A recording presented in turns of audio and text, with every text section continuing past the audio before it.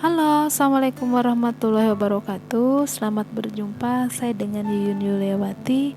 Kali ini channel saya akan menginformasikan tentang PPDB Kota Bandung 2020 untuk TK, SD, dan SMP. Mari kita simak. Dasar hukum dari PPDB Kota Bandung tahun 2020 ini yaitu Permendikbud nomor 44 tahun 2019, kemudian Surat Edaran Menteri Pendidikan dan Kebudayaan nomor 4 tahun 2020, kemudian Surat Edaran Menteri Pendidikan dan Kebudayaan nomor 1 tahun 2020. Pembagian kuota PPDB Kota Bandung 2020 terdiri dari 4 jalur. Di antaranya ada zonasi minimal 50%, afirmasi minimal 20%, perpindahan orang tua maksimal 5%, prestasi maksimal 25%.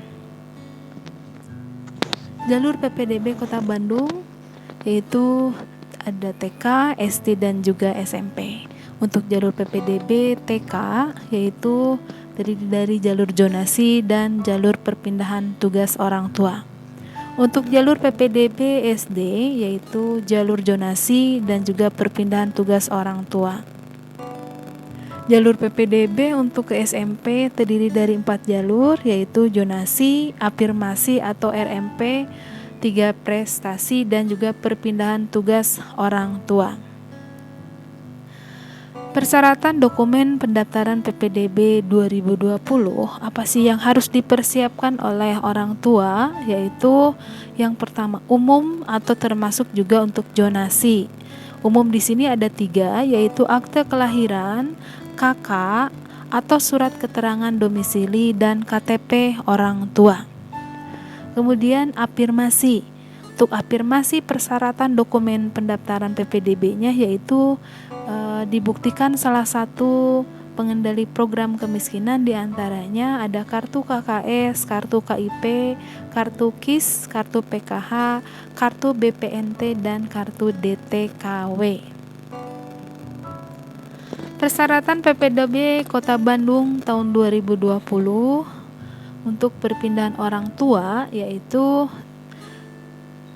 persyaratannya ada surat pindah tugas atau penugasan dari instansi, lembaga, kantor, atau perusahaan yang mempekerjakan. Kemudian bagi guru di sini ada surat keterangan belajar mengajar atau yang disebut dengan SKBM. Kemudian persyaratan PPDB untuk jalur prestasi yaitu yang pertama ada nilai rapot kelas 4, 5, dan 6 semester 1, kemudian sertifikat hasil perlombaan atau penghargaan. Persyaratan masuk jalur zonasi, jalur afirmasi, jalur perpindahan orang tua, dan jalur prestasi. Apa sih yang harus diperhatikan oleh orang tua? Bagi orang tua yang mengambil jalur zonasi, syaratnya yang harus diperhatikan untuk mengambil jalur zonasi yaitu berdomisili dalam wilayah zonasi yang sudah ditetapkan pemerintah daerah berdasarkan alamat KK paling singkat 1 tahun disahkannya tanggal pendaftaran PPDB. Artinya jalur zonasi ini dilihat dari berdasarkan alamat KK atau kartu keluarga. Kemudian SD, SMP tadi dari 4 wilayah termasuk kuota PDBK paling banyak 3 orang. Nah, untuk jalur zonasi, pilihan jalur sekolah zonasi itu seperti apa yang harus diperhatikan? Yaitu memilih 2 sekolah negeri dalam wilayah zonasi dan 1 pilihan sekolah swasta. Kemudian bagi calon peserta didik SD yang berdomisili radius 1000 meter dan bagi jenjang SMP yang berdomisili dalam radius 3000 meter ke sekolah yang dituju namun berbeda zonasi, maka termasuk 1 wilayah zonasi. Jadi ada di dalam jalur zonasi ini jika misalnya calon peserta didik SD yang domisilinya radius 1000 meter, kemudian bagi yang jenjang SMP ada yang rumahnya domisilinya dalam radius 3000 meter ke sekolah yang ditujunya yang bukan sama sekali zona yang sudah ditentukan oleh pemerintah, maka jika radiusnya untuk sekolah dasar SD itu 1000 meter dan jika untuk jenjang SMP radiusnya di 3000 meter, maka meskipun sekolahnya bukan zonasi atau masuk zonanya, maka dengan radius ketentuan tersebut, maka zona tersebut termasuk dalam satu wilayah zonasi. Kemudian ada jalur afirmasi. Nah, syaratnya apa sih untuk jalur afirmasi? Yaitu diperuntukkan bagi calon peserta didik dari keluarga ekonomi kurang mampu, dibuktikan dengan keikutsertaannya penanganan keluarga tidak mampu. Kemudian pemilihan jalur sekolahnya afirmasi itu seperti apa? Nah, calon peserta didik berhak memilih 2 sekolah negeri dalam atau luar wilayah zonasi dan 2 sekolah swasta. Nah, bagi yang mendaftar jalur afirmasi, jika tidak keterima, maka dinas akan menyalurkan ke sekolah dalam atau luar wilayah zonasi terdekat. Kemudian, jika misalnya calon peserta didik afirmasi ini menolak disalurkan oleh dinas, jika tidak keterima dan tidak dapat, maka peserta didik tersebut tidak dapat melakukan pendaftaran untuk jalur zonasi.